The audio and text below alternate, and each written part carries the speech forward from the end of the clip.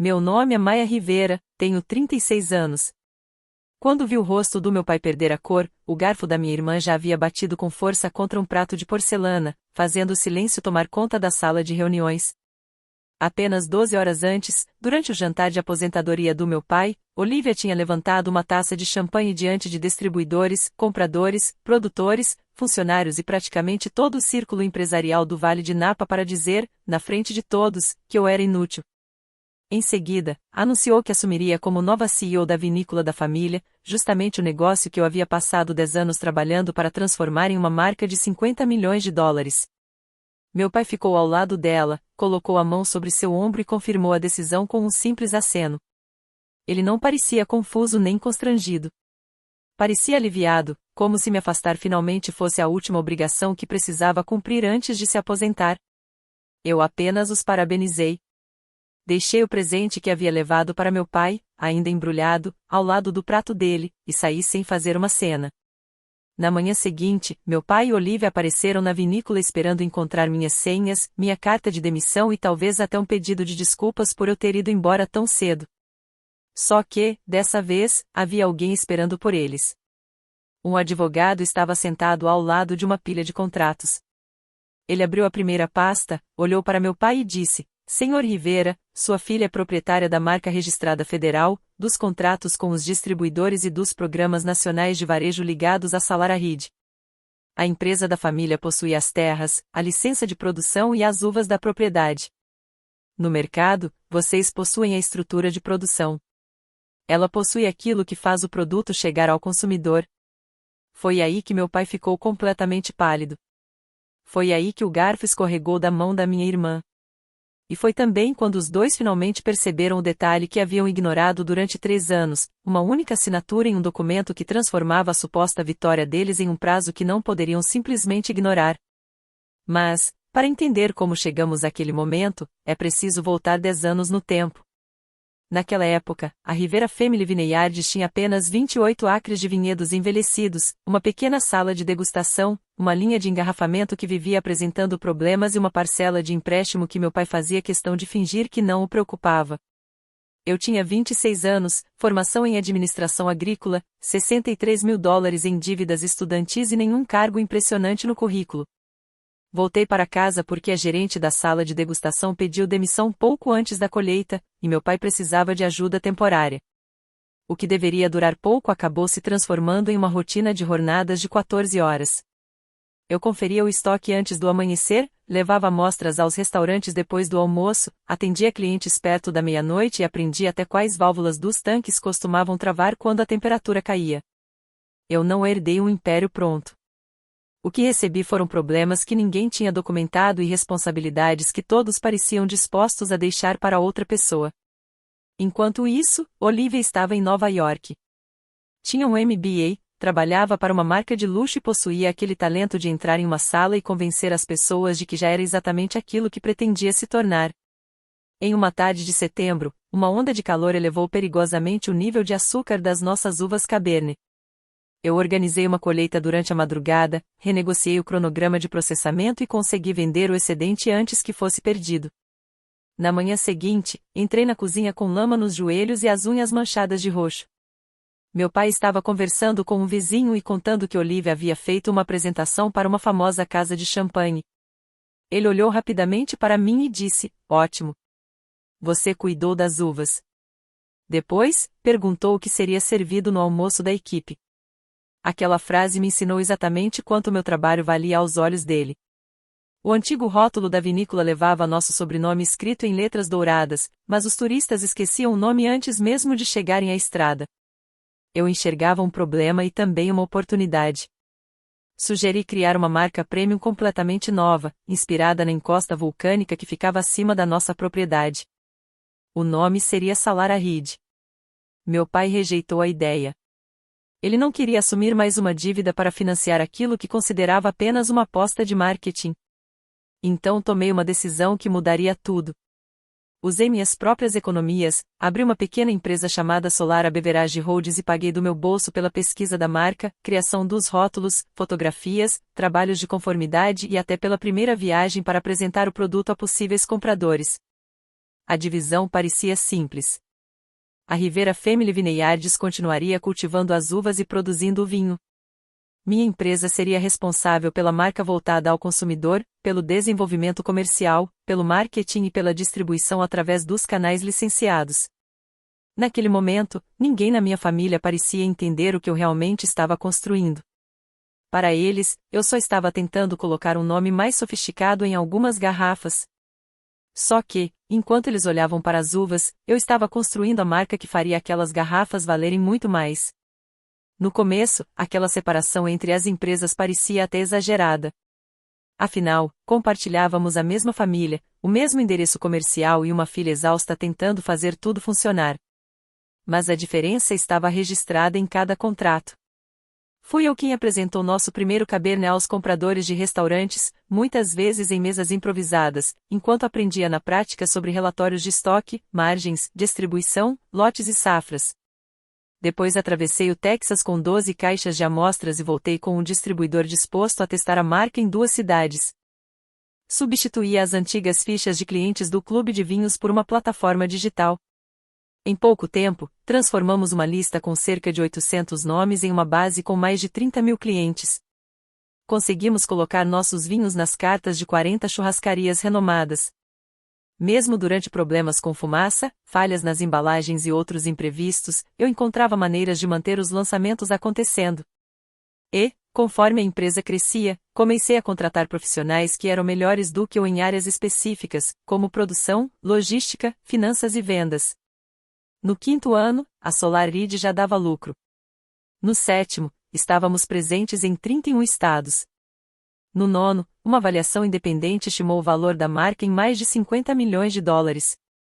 Curiosamente, nossas próprias uvas representavam menos de 12% da produção. O restante vinha de contratos de longo prazo com produtores parceiros. Para o público, parecia existir apenas uma grande vinícola familiar. Nos bastidores, porém, havia 2 empresas trabalhando juntas por meio de um acordo formal de licenciamento, uma cuidava da produção e da propriedade, enquanto a outra controlava a marca e sua operação comercial. Essa estrutura se tornou definitiva 3 anos antes da aposentadoria do meu pai. Nosso principal distribuidor queria trabalhar com uma única entidade estável para fechar contratos em vários estados. O banco também exigia garantias para financiar a expansão. Meu pai, entretanto, se recusou a colocar mais terras como garantia e afirmou que os riscos comerciais deveriam ficar do meu lado. O próprio advogado dele analisou o contrato. Meu pai assinou um documento deixando claro que a Solar Beverage Holdings era proprietária da marca registrada, dos designs, dos dados dos consumidores, dos relacionamentos com distribuidores e de todos os programas comerciais relacionados à marca. A Rivera Family Vineyards continuava sendo dona das terras, dos equipamentos, da licença de produção e da receita proveniente da fabricação do vinho. O contrato também estabelecia condições específicas para o licenciamento ser encerrado, inclusive se eu fosse afastada da liderança da marca ou se a vinícola tentasse reivindicar direitos que não possuía. Eu expliquei aquela cláusula 2 vezes. O advogado do meu pai explicou uma 3ª vez. Meu pai colocou suas iniciais nas páginas e assinou o documento. Depois, foi embora mais cedo porque queria comparecer a uma cerimônia de premiação da Olivia.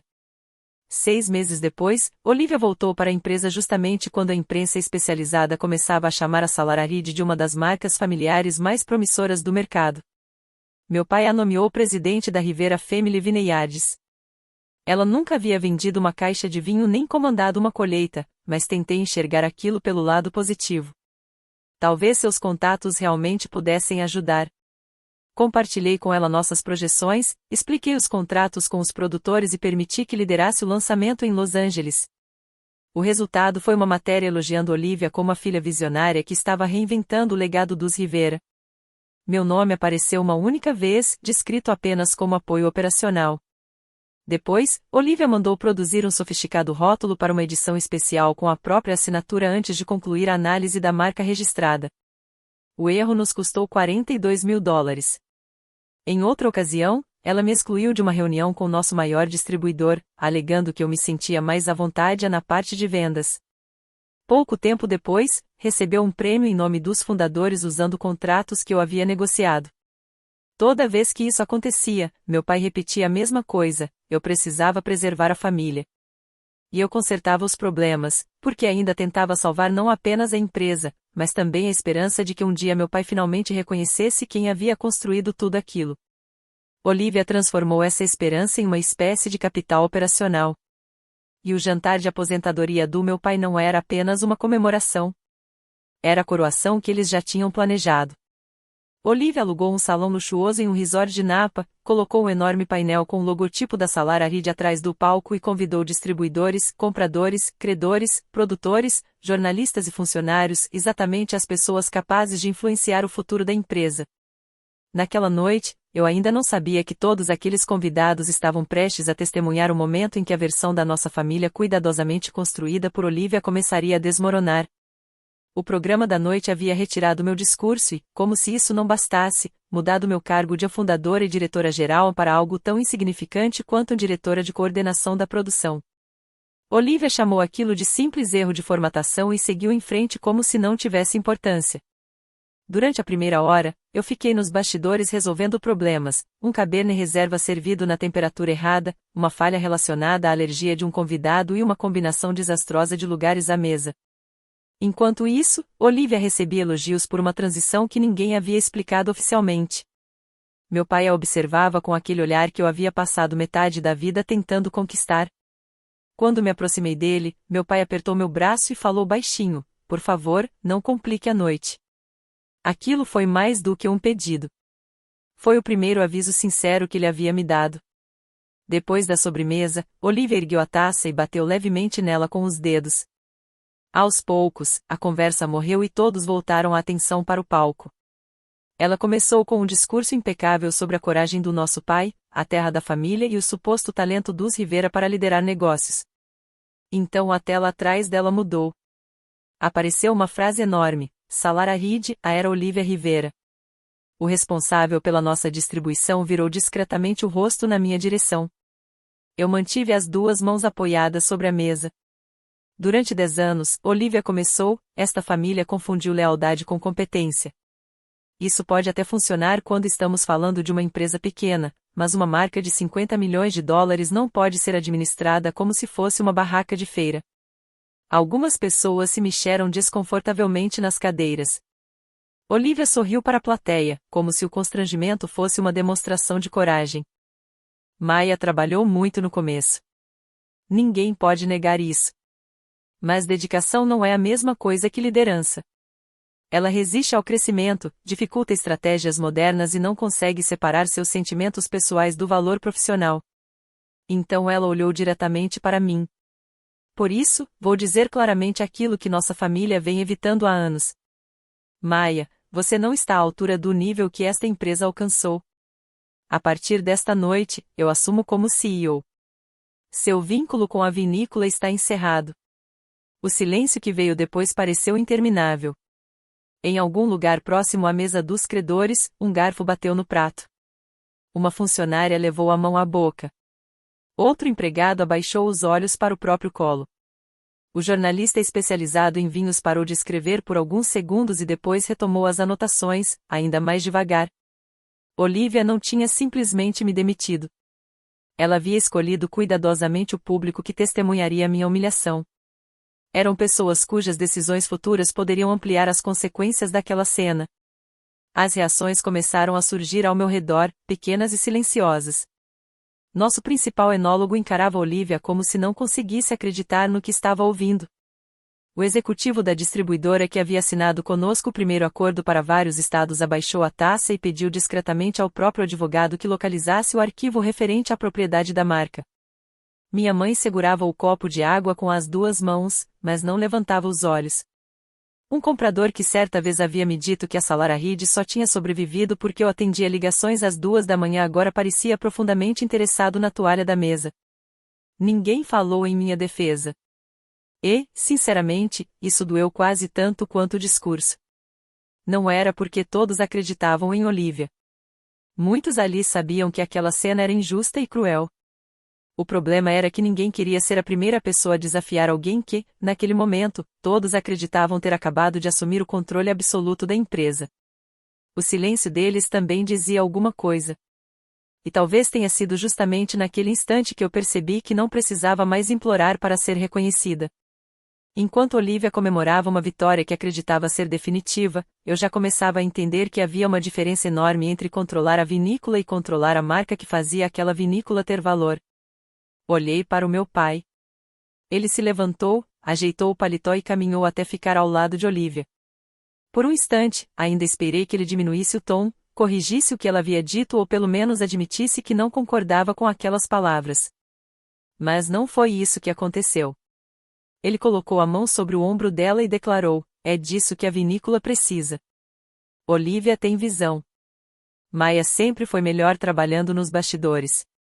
Depois, fez um único aceno lento, deixando claro para toda a sala que estava apoiando a decisão.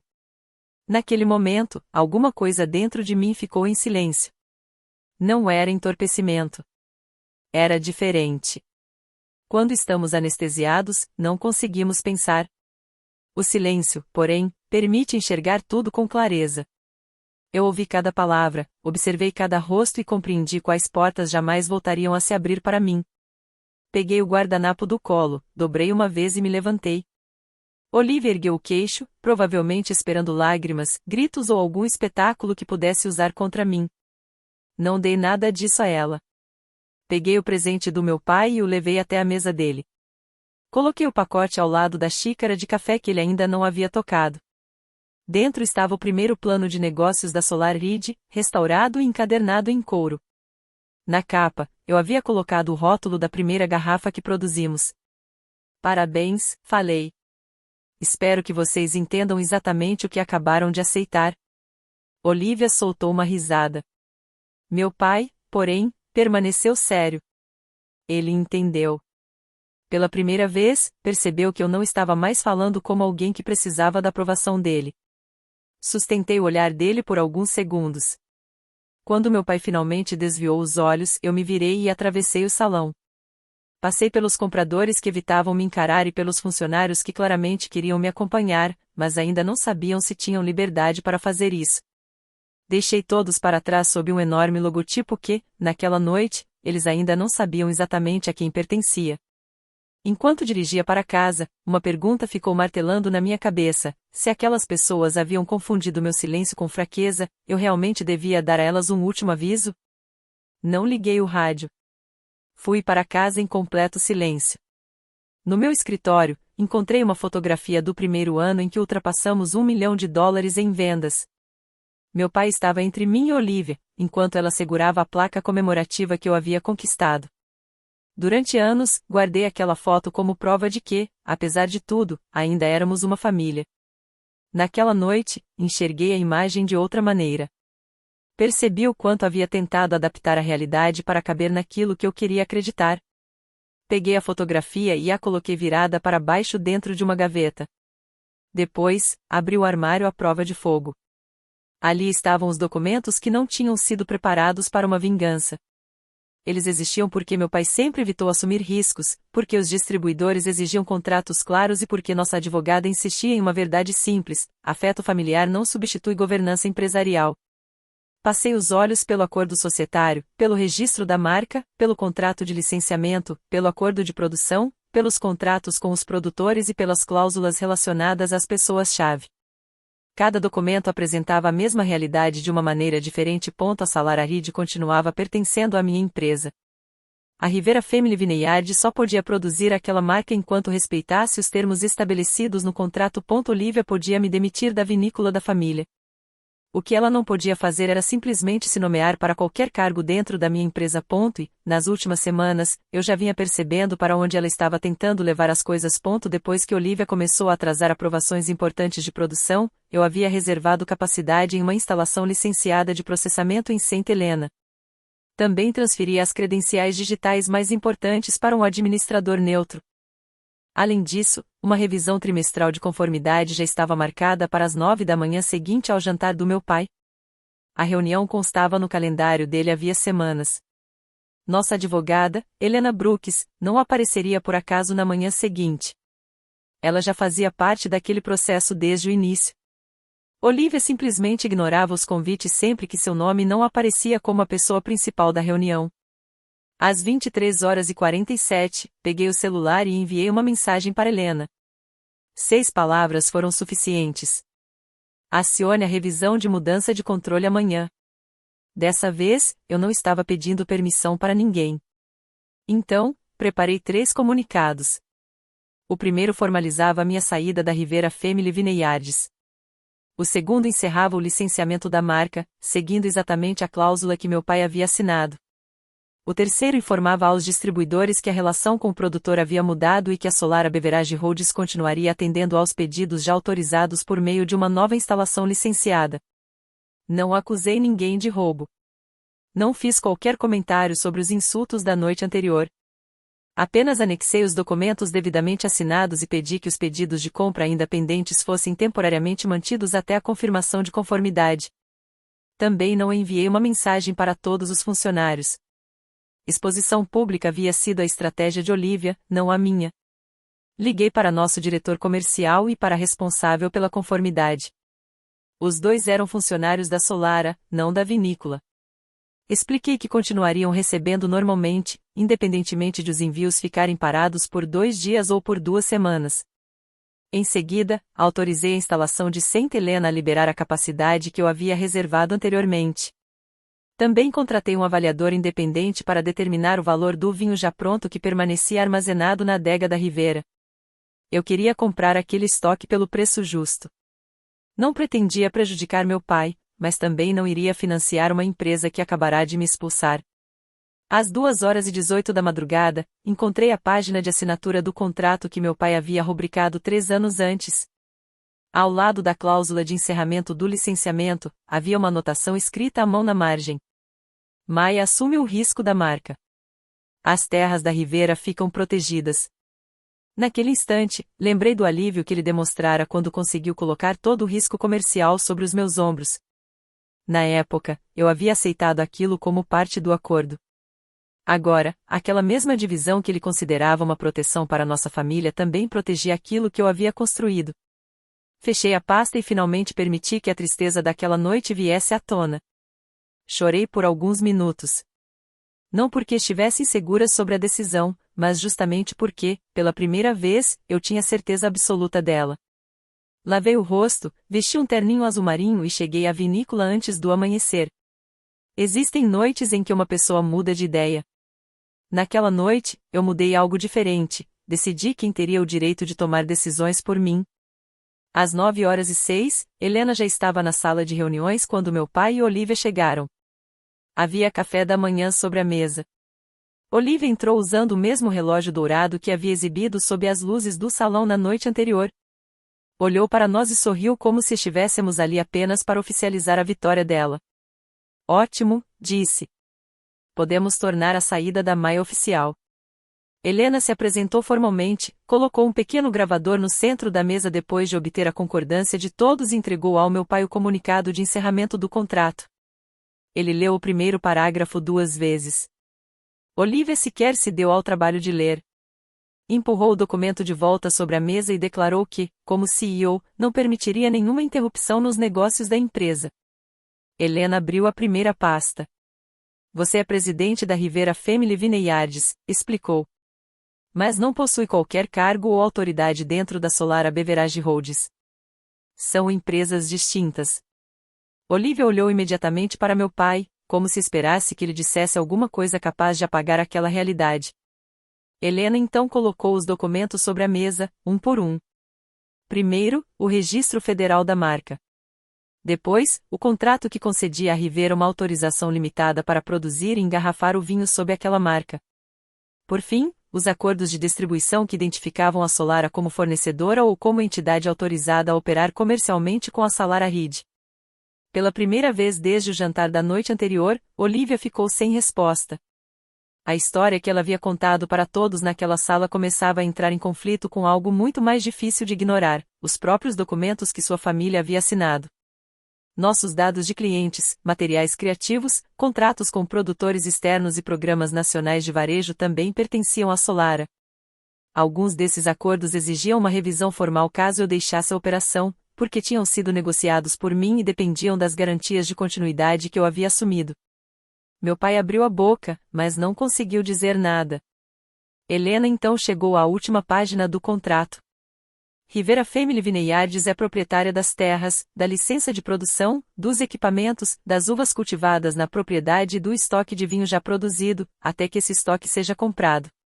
Mas a empresa não é proprietária da Salara Reed nem dos direitos comerciais associados à marca.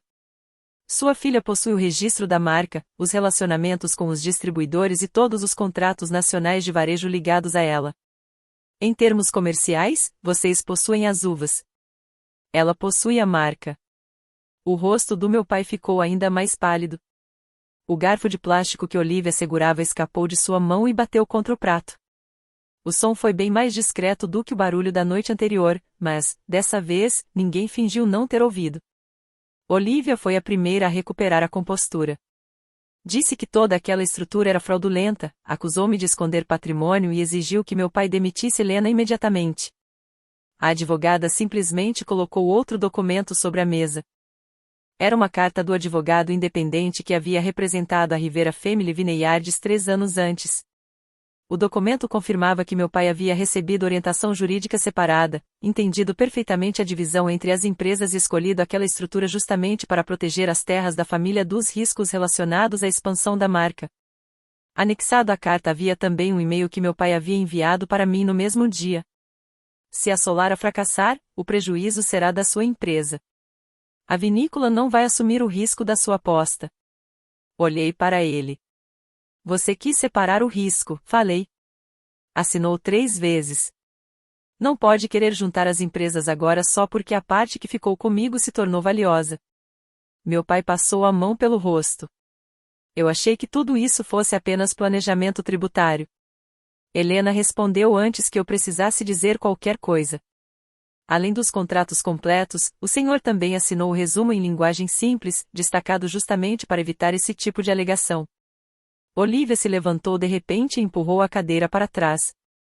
Até a hora do almoço, vou mudar o nome do vinho, mandar imprimir novos rótulos e ligar pessoalmente para todos os compradores. Helena manteve a calma. Uma nova marca exigiria pesquisa e liberação do nome, desenvolvimento de embalagens e as aprovações de rotulagem aplicáveis. Os distribuidores e varejistas também podem simplesmente recusar um produto substituto que ainda não possui histórico comercial. E os rótulos atuais da Solara não podem ser modificados e enviados sob sua autoridade como se você fosse proprietária da marca. Ela fez uma breve pausa. Existe ainda outro problema. Olivia anunciou publicamente que era CEO de uma empresa que ela não controla, diante de parceiros comerciais da própria empresa. 3 deles já solicitaram uma confirmação formal por escrito. Meu celular vibrou sobre a mesa. Era o maior distribuidor da nossa rede. Eu virei o aparelho com a tela para baixo. Meu pai finalmente falou comigo diretamente. Maia, chega. Podemos resolver o que aconteceu ontem à noite. Olhei para ele. Você teve um microfone e 47 testemunhas, respondi. Disse exatamente aquilo que queria que todos acreditassem. Ele insistiu que só queria uma transição tranquila. Então lembrei ao meu pai que ele poderia ter dado a Olivia uma posição de liderança dentro da vinícola. O que ele não precisava fazer era permitir que ela assumisse o controle da minha empresa. Durante anos, ele havia deixado Olivia tratar minha marca como um trono porque acreditava que a pessoa trabalhando longe dos holofotes não tinha poder algum. Olivia se inclinou sobre a mesa. A elegância controlada de sua voz havia desaparecido. Você planejou isso. Deixou que eu fizesse aquele anúncio para poder me humilhar hoje. Eu respondi sem levantar a voz. Eu pedi a lista de palestrantes 2 vezes. Você escondeu. Perguntei sobre meu cargo no programa. Você chamou de erro de impressão. Perguntei ao papai se existia um plano de transição. Ele me disse para não complicar a noite. Olhei diretamente para ela. Você não caiu em uma armadilha minha, Olivia. Você simplesmente chegou ao fim do próprio plano. Helena então apresentou as medidas imediatas. A Rivera Family Vineyards teria que parar de se apresentar como proprietária da Salara Reed, preservar todo o estoque que utilizasse a marca e permitir uma contagem independente de todas as garrafas, caixas e materiais relacionados à produção. Naquele momento, ficou claro para todos nós que aquilo já não era uma discussão entre duas irmãs. Era uma disputa empresarial, e os documentos estavam começando a falar muito mais alto do que qualquer discurso feito durante o jantar. Minha empresa compraria todo o vinho pronto que estivesse dentro dos padrões, pagando o valor definido pela avaliação independente. Além disso, eu ofereceria à vinícola um contrato de 1 ano para a compra das uvas da propriedade, pelo preço premium praticado no mercado. Eu não pretendia tomar as terras, os equipamentos ou sequer uma garrafa sem pagar por aquilo. Os funcionários de vendas, marketing e conformidade continuariam na minha empresa. A equipe responsável pela produção e pelas operações da Rivera permaneceria na vinícola, a menos que algum deles decidisse procurar outra oportunidade depois de cumprir suas obrigações. Meu pai ficou olhando para a mesa. A proposta protegia a próxima colheita e evitava que a vinícola enfrentasse uma crise imediata de caixa. Ao mesmo tempo, destruía a fantasia de que ele poderia simplesmente entregar minha empresa para Olivia como se fosse um presente de aposentadoria. Olivia tentou convencê-lo a recusar. Disse que os compradores eram fiéis à história dos Rivera e que seguiriam a família para qualquer marca nova que criassem. Meu pai, porém, olhou através da parede de vidro para os paletes de vinho esperando pelos rótulos da Salara Reed. Finalmente, ele pareceu entender algo que nunca havia admitido antes: barris, garrafas e uvas não criam demanda sozinhos. Alguém precisa construir a confiança e a reputação que fazem um comprador acreditar no que existe dentro da garrafa. Ele pronunciou meu apelido de infância em voz baixa. Não use esse apelido em uma reunião jurídica, respondi. Vi que aquilo o atingiu. Uma parte de mim queria voltar atrás naquele instante. Afinal, filhas aprendem desde cedo a aliviar a dor dos pais. Mesmo quando são esses mesmos pais que causaram a ferida, existe aquela vontade automática de protegê-los. Dessa vez, eu não cedi. Helena estabeleceu o prazo das 4 da tarde para que eles assinassem o protocolo de inventário. Se recusassem, ela entraria com uma medida judicial para proteger a marca e notificaria a todos os parceiros relevantes de que a Rivera não tinha autorização para vender vinho utilizando a Salara Reed. Levantei-me, abotoei o paletó e peguei apenas a pasta que realmente me pertencia. Olivia aparentemente esperava que alguém da segurança me acompanhasse até a saída. Em vez disso, a diretora de conformidade abriu a porta e veio comigo até meu escritório para começarmos a transferência das operações. Atrás de nós, meu pai chamou meu nome uma única vez. Eu continuei andando. Naquele momento, uma pergunta passou pela minha cabeça: eu estava destruindo o negócio da família ou finalmente estava me recusando a entregar de graça o trabalho pelo qual eu havia acabado de ser demitida? Às 15h52 daquela tarde, eles assinaram o protocolo de inventário. Foi a última decisão prática que meu pai tomou antes de começar a agir como se pudesse simplesmente negar a realidade. Durante a semana seguinte, Olivia tentou vencer os fatos na base da confiança. Ligou para distribuidores se apresentando como a sucessora legítima da empresa. 2 deles encerraram a conversa assim que pediram documentos que comprovassem sua autoridade. Um terceiro encaminhou a mensagem diretamente para Helena. 3 grandes grupos nacionais de varejo suspenderam temporariamente suas campanhas de outono da Salara Reed até que minha empresa confirmasse que conseguiria manter o fornecimento. Assim que confirmei que a produção continuaria através da instalação de Saint Helena, os 3 retomaram os programas sob minha assinatura. Eles não escolheram a família. Escolheram a empresa que tinha autoridade legal e capacidade real para entregar o produto que haviam comprado. A primeira consequência apareceu publicamente. Uma publicação especializada em bebidas substituiu o perfil que havia planejado sobre Olivia, inicialmente apresentado como uma matéria sobre a mulher assumindo a Salara Reed nacionalmente. A nova versão esclarecia que ela não possuía participação nem cargo executivo na marca. Enquanto isso, uma gravação feita por um dos convidados durante o jantar começou a circular entre grupos de compradores.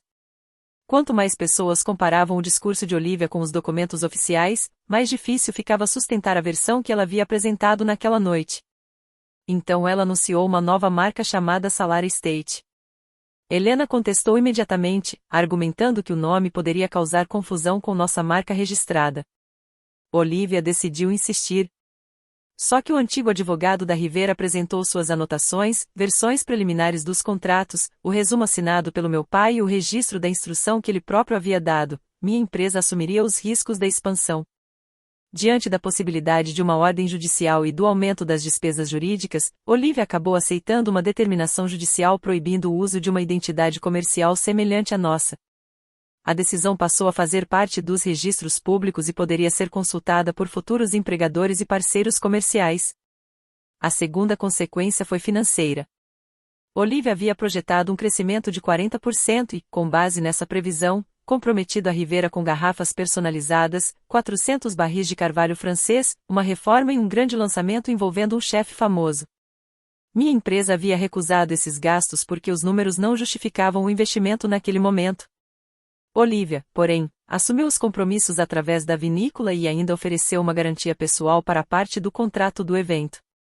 Em pouco tempo, embalagens que não seriam utilizadas, multas de cancelamento, depósitos já pagos e despesas jurídicas chegaram perto de $900 mil. O empréstimo garantido pela casa de hóspedes também venceu justamente quando o banco reduziu suas projeções para uma vinícola que já não controlava uma marca de alcance nacional. Eu não comemorei aquela perda. Mas também não assumi a responsabilidade por ela. Comprei 18.400 caixas de vinho pronto que estavam dentro das especificações, pagando exatamente o valor determinado pelo avaliador independente. O dinheiro ajudou a cobrir salários, impostos e parte do empréstimo, mas não foi suficiente para pagar os gastos da expansão que Olivia havia iniciado. Meu pai acabou vendendo a casa de hóspedes e 6 acres na parte sul da propriedade para quitar o restante da dívida. Durante 30 anos, ele dizia que queria deixar a vinícola inteira para as 2 filhas. No fim, perdeu parte da propriedade não porque eu a tivesse tomado, mas porque assumiu compromissos financeiros baseados em vendas que sua empresa já não controlava. A terceira consequência foi profissional. A antiga empresa de Olivia recusou-se a contratá-la novamente depois de analisar toda a situação. Uma empresa do setor de bebidas retirou uma proposta para que ela assumisse o cargo de vice-presidente, e 2 conselhos de vinícolas dos quais ela fazia parte decidiram não renovar sua participação. A imagem de liderança que Olivia havia construído naquela noite começou a desaparecer muito mais rápido do que qualquer um de nós poderia ter imaginado. A organização que havia concedido o prêmio a Olivia pediu documentos para comprovar um estudo de caso baseado na estratégia de crescimento e no mapa de distribuição que, na verdade, tinham sido desenvolvidos pela minha equipe. Quando ela não conseguiu apresentar provas de autoria, a entidade retirou o reconhecimento. A imagem que Olivia havia construído começou a desmoronar por uma razão simples: alguém finalmente pediu que ela provasse o que dizia ter feito. Depois disso, Olivia passou a me culpar em qualquer ambiente que ainda estivesse disposto a ouvi-la. Para alguns parentes, disse que eu havia roubado a aposentadoria do nosso pai. Para antigos colegas de faculdade, afirmou que eu tinha me aproveitado de uma brecha burocrática. Para funcionários, espalhou que eu pretendia vender a marca para uma grande corporação e abandonar Napa. Eu respondi apenas uma vez, por meio de uma declaração objetiva revisada pela minha advogada. A Solara Beverage Holdings sempre havia sido proprietária da marca e continuaria operando de forma independente. Não divulguei mensagens familiares. Não publiquei a gravação do jantar. Se eu quisesse vingança, teria tentado aumentar ao máximo a humilhação de Olivia. Responsabilidade era outra coisa, significava não distorcer os fatos, mas também não esconder a verdade para proteger ninguém. Ao final do 2º mês, meu pai retirou Olivia da presidência da Rivera Family Vineyards. A decisão chegou tarde demais para salvar o plano que ele tinha feito para a aposentadoria e tarde demais para consertar nossa relação. Olivia havia recebido um adiantamento para a mudança previsto em seu contrato de trabalho, mas o acordo se tornou inviável depois que a vinícola perdeu a receita gerada pela marca. Para evitar uma disputa separada, ela devolveu a parte que ainda não havia utilizado e vendeu o carro novo que tinha comprado. A garantia pessoal que havia dado para o contrato do lançamento cancelado consumiu boa parte de suas economias. Ela deixou o apartamento que alugava em Napa. Depois de meses recebendo recusas em processos para cargos de alto nível, acabou aceitando uma posição no Arizona como assistente de coordenação de contas em uma empresa regional de fornecimento para o setor de hospitalidade.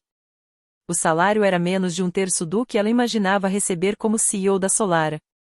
Ela passou a responder a uma gerente mais jovem, não tinha autoridade sobre orçamento e precisava ter cuidado ao se apresentar a clientes do setor de bebidas, especialmente quando surgiam perguntas sobre o episódio e os documentos judiciais. Mas o custo pessoal foi ainda maior. As pessoas que haviam se aproximado de Olivia quando acreditavam que ela estava prestes a assumir uma grande marca começaram a parar de atender suas ligações.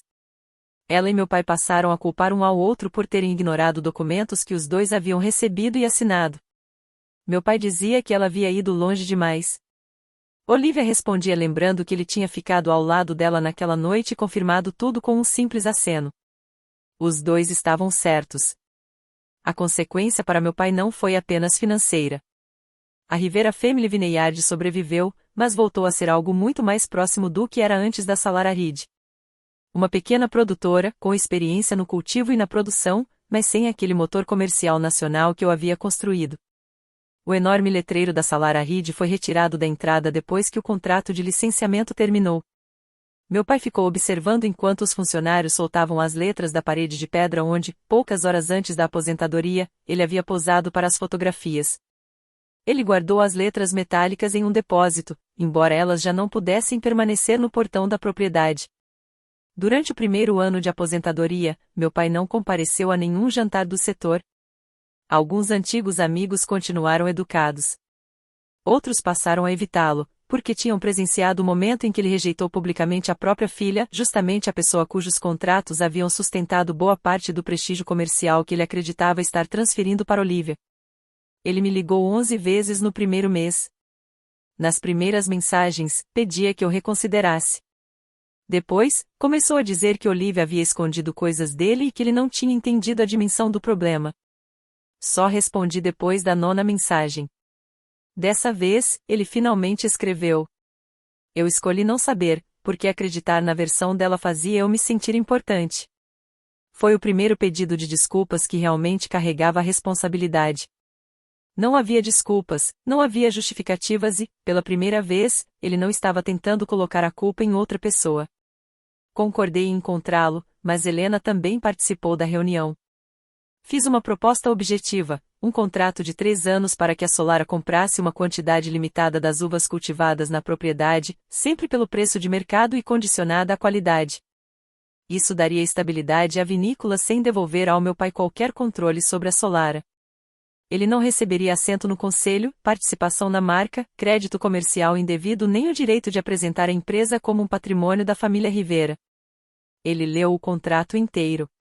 Dessa vez, não saiu mais cedo. E assinou. Minha equipe reagiu rápido porque o plano de contingência que eu havia criado existia para enfrentar interrupções, não para alimentar uma vingança.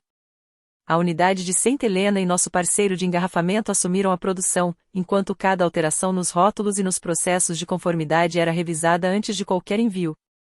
Depois de uma breve pausa, as entregas voltaram ao normal. Promovi nossa diretora de conformidade, ofereci bônus de retenção aos profissionais que permaneceram durante a crise e montei um conselho com 2 integrantes independentes.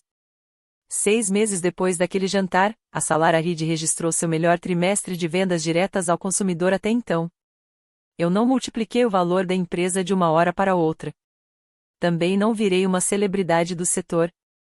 Empresas reais se recuperam através de conquistas muito menos glamourosas, pedidos entregues corretamente, produtores recebendo no prazo, funcionários protegidos do caos e compradores recebendo informações verdadeiras antes que os rumores contassem uma versão diferente. A maior satisfação não veio de imaginar Olivia morando em um apartamento menor ou de ver o portão vazio da propriedade do meu pai. Veio de algo muito mais simples. Em uma reunião de segunda-feira, percebi que ninguém naquela sala esperava que eu pedisse desculpas por saber exatamente o que estava fazendo. 1 ano depois, observei nossa edição comemorativa de Cabernet avançando pela linha de produção. À frente da garrafa continuava trazendo o nome Salara Reed. Mas, no verso, havia uma nova frase. Fundada e liderada por Maya Rivera. Durante muito tempo, eu havia acreditado que fazer questão de receber crédito pelo meu trabalho seria uma demonstração de egoísmo. Olivia me ensinou uma lição diferente. Quando você apaga a própria contribuição apenas para manter a paz, alguém pode ocupar aquele espaço vazio e reescrever a história no seu lugar. A empresa também ficou mais forte por causa daquela crise. Diversificamos nossa produção, formalizamos regras de sucessão, criamos um programa de participação nos lucros e separamos definitivamente os vínculos familiares da autoridade empresarial. Nossa avaliação cresceu de maneira consistente, as dívidas diminuíram e a confiança dos varejistas aumentou. Continuei comprando as uvas do meu pai sempre que elas atendiam aos nossos padrões, usando exatamente a mesma fórmula aplicada aos demais produtores. Sem privilégios. Sem punições. Hoje, meu pai e eu conversamos uma ou duas vezes por mês. Falamos sobre o clima, a colheita e coisas comuns da vida. Às vezes ele pergunta como estão os negócios. Outras vezes, comenta sobre a própria saúde. Ele já pediu desculpas sem colocar a culpa em Olivia. Ainda assim, percebo que, quando o silêncio fica desconfortável, ele sente vontade de explicar demais as próprias escolhas. Eu o perdoei o suficiente para não carregar aquela discussão comigo em todos os lugares. Mas não devolvi a ele autoridade, acesso ou tipo de relacionamento que só funcionava quando eu obedecia. Perdoar pode libertar alguém do passado sem devolver a essa pessoa um cargo dentro da sua vida. Olivia continua no Arizona, trabalhando como coordenadora de contas e pagando o acordo financeiro relacionado ao lançamento cancelado. Algumas empresas maiores do setor de vinhos continuaram recusando suas candidaturas para cargos de liderança. A indústria não a proibiu de trabalhar. Apenas se lembrou do que aconteceu. No inverno passado, ela me enviou um e-mail dizendo que finalmente entendia porque eu sempre mantinha cópias de todos os documentos. Não respondi. Porque compreender uma consequência não significa necessariamente compreender a pessoa que você feriu. O plano de negócios encadernado em couro que deixei sobre a mesa do meu pai naquela noite permaneceu fechado durante 7 meses. Depois, ele me devolveu o documento por um serviço de entrega. Havia um bilhete dobrado dentro da capa. Ele escreveu que passou a vida acreditando que a terra era o verdadeiro legado da família. Agora entendia que a terra podia produzir as uvas, mas eram a confiança, o bom julgamento e o trabalho que transformavam aquelas uvas em valor. No fim do bilhete, escreveu algo que eu nunca imaginei receber dele. Eu sinto muito por ter admirado a filha que parecia exercer liderança, enquanto tratava como simples funcionária a filha que realmente a praticava. Eu guardo aquele bilhete no armário à prova de fogo, ao lado do nosso acordo societário. Não como prova de que tudo ficou bem entre nós, mas como lembrança de que, finalmente, meu pai conseguiu enxergar a verdade quando os elogios já não eram suficientes para escondê-la. Algumas pessoas podem chamar o que fiz de vingança. Eu entendo o motivo. Minha irmã me demitiu diante de dezenas de pessoas e, na manhã seguinte, descobriu que o antrono que ela havia reivindicado pertencia a uma empresa sobre a qual ela não tinha controle.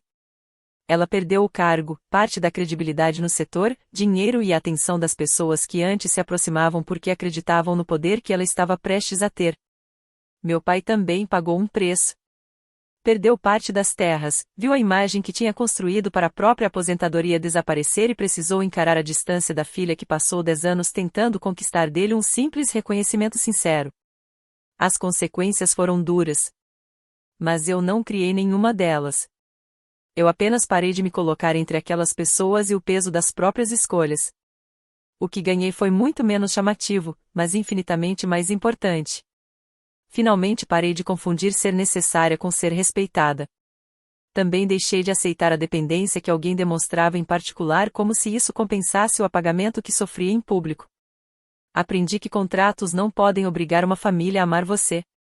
Mas podem impedir que essa família transforme o seu amor, seu trabalho e sua dedicação em um patrimônio que acredita ter o direito de possuir.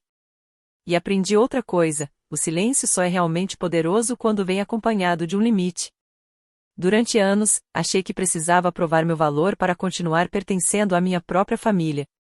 Hoje sei que pertencimento não deveria exigir que uma pessoa desaparecesse para que os outros se sentissem importantes. Se alguém da sua própria família pedisse que você entregasse aquilo que construiu em troca de finalmente ser aceito, qual perda seria mais difícil de suportar? Perder o negócio ou continuar vivendo sob a ilusão de que a aprovação deles era algo que você precisava conquistar? Talvez essa seja a verdadeira pergunta. Até onde você estaria disposto a abrir mão de si mesmo para continuar sendo aceito por quem nunca reconheceu o seu valor? Pense nisso e compartilhe nos comentários onde você colocaria esse limite. Obrigado por acompanhar esta história. Este conteúdo é uma obra de ficção criada para entretenimento e reflexão. Se existe uma mensagem para levar daqui, talvez seja esta: Romper um ciclo familiar pode doer justamente porque uma vida sem aquela constante necessidade de se defender ainda parece estranha. Nem toda mudança dolorosa é uma mudança errada. Às vezes, é apenas o primeiro sinal de que você finalmente começou a viver sem precisar pedir permissão para existir,